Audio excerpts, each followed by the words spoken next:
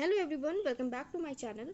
तो हमने already MEd entrance exam 2022 वाले क्वेश्चन पेपर के 17 क्वेश्चन सॉल्व कर लिए हैं। Now this is our 18th question. और 18th क्वेश्चन में पूछा गया है कि मॉन्टेसरी मेथड जो था, जो हमारा मॉन्टेसरी विधि होती है, उसको सर्वप्रथम किसके लिए, किसके शिक्षण के लिए प्रयोग में लाया गया था। According to me, Montessori method associated है मारिया मॉन्टेसरी से। और मारिया मॉन्टेसरी जी जो भी मेथड्स लाई थी वो छोटे बच्चों को पढ़ाने के लिए लाई थी, इसलिए इसमें किसी भी टाइप के स्पेशल चिल्ड्रन के लिए ये मेथड नहीं था, ये सिर्फ छोटे बच्चों के लिए था। सो अकॉर्डिंग टू मी इसका जो करेक्ट ऑप्शन है वो ऑप्शन नंबर डी हो जाएगा। तो अब आप समझ सकते हैं, आपको development of education system in India भी पढ़ना है, उससे भी क्वेश्चंस आपके आ सकते हैं, या टीचिंग मेथड से भी क्वेश्चंस आपके आ सकते हैं। Which view about truth is common to all pragmatism, ठीक है, यानी कि आपका जो प्रयोजनवाद होता है उससे रिलेटेड ये क्वेश्चन है, क्वेश्चन नंबर 19। अब आप समझ सकते हैं आपके फिलॉसफी से रिलेटेड क्वेश्चंस भी यहाँ पे आना शुरू हो गए हैं। तो फिलॉसफी भी आपको, as I have already told in the very first video, कि आपको फिलॉसफी, सोशियोलॉजी और साइकोलॉजी, ये तीन चीज़ें बहुत ही डिटेल में पढ़ के जाना है। पूरा जो भी आपका बीएड में पढ़ा हुआ है उसको रिवीजन करके आपको जाना है, ठीक है। तो हमें पता है कि प्रयोजनवाद में जो ट्रुथ होता है वो चेंज होता रहता है, ठीक है।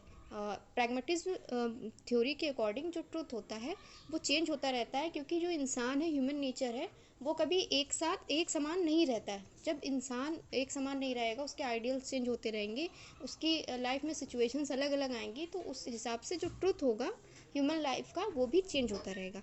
तो इसका जो करेक्ट आंसर होगा वो हो जाएगा कि truth is what works for the individual.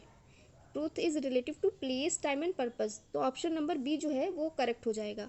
सत्य जो है वो स्थान, समय एवं उद्देश्य सापेक्ष है, मतलब कि जो आपका सच होगा वो सिचुएशन के अकॉर्डिंग, प्लेस, टाइम और पर्पस के अकॉर्डिंग चेंज होता रहेगा। Now in question number 20, children with ADHD। ADHD क्या है? ये एक लर्निंग डिसेबिलिटी होती है। तो इस तरह के जो भी चिल्ड्रन होंगे उनको हम लर्निंग डिसेबल बोलेंगे। तो इसका ऑप्शन नंबर 1 जो है वो करेक्ट हो जाएगा।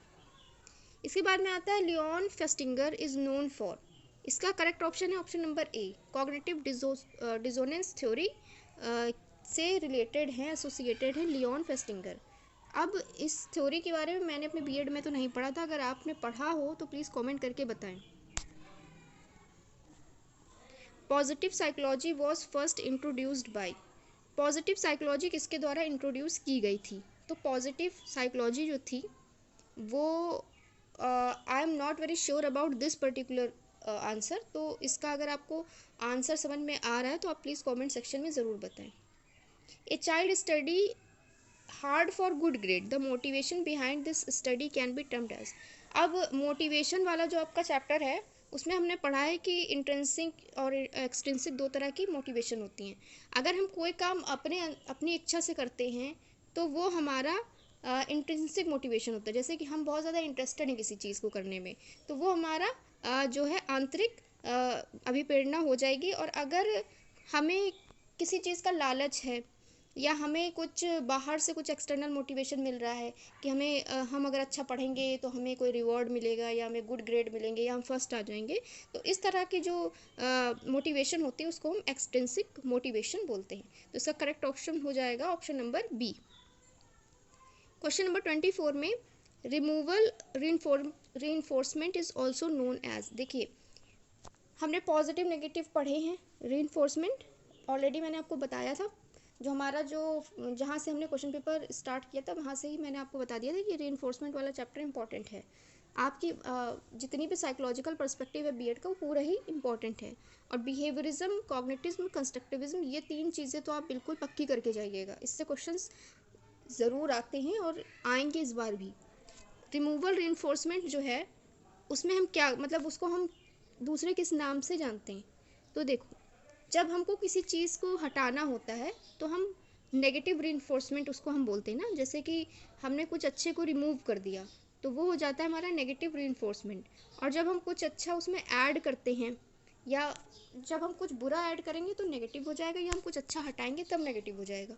और जब हम कुछ अच्छा देते हैं, जैसे कि हमने बच्चे को चॉकलेट दी और नेगेटिव रीइंफोर्समेंट में क्या करेंगे, हमने उससे कोई उसका पसंद का सामान है, उसको सज़ा के तौर पे हमने वो छीन लिया, या फिर हमने उसको एक्सटर्नल पनिशमेंट दे दिया, हमने उसको पीट दिया, तो ये सब नेगेटिव रीइंफोर्समेंट में आएगा। वो इससे क्या करेगा, जिस काम के लिए उसको मारा गया है या जिस काम के लिए उसकी कोई प्रिय वस्तु उससे छीनी गई है, तो फिर वो काम वो दोबारा नहीं करेगा, क्योंकि उसको उसके कॉन्सिक्वेंसेस पता चल जाएंगे। तो ये होता है नेगेटिव रीइंफोर्समेंट। हालांकि नेगेटिव रीइंफोर्समेंट को हम लोग नहीं यूज़ कर सकते, ये अच्छा नहीं माना जाता है। तो इसका करेक्ट जो आंसर है वो ऑप्शन नंबर डी हो जाएगा। Then applied behaviour analysis ABA is a subset of what. तो जितना भी बिहेवियर से रिलेटेड कोई भी चीज़, कोई भी टर्म अगर आता है आपके क्वेश्चन पेपर में, तो सीधे सीधे आप बिहेवियर मॉडिफिकेशन पे आप कंक्लूड कर सकते हैं कि यही आपका आंसर होगा। तो अप्लाइड बिहेवियर एनालिसिस क्या है, एक सबसेट है बिहेवियर मॉडिफिकेशन का, यानी कि कैसे हम व्यवहार को संशोधित करेंगे। ठीक है, तो आपके 25 क्वेश्चंस फिनिश हो चुके हैं। इसकी जो PDF है वो ऑलरेडी मैंने टेलीग्राम चैनल पे प्रोवाइड कर दी है, तो आप वहाँ से जाके देख लीजिएगा। और इसके आगे के जो क्वेश्चंस होंगे वो विद सॉल्यूशन और साथ में उसकी PDF सब कुछ आपको आगे वाले आने वाले वीडियोज़ में मिल जाएगा। So thank you for watching and I hope आपकी प्रिपरेशन अच्छी चल रही है।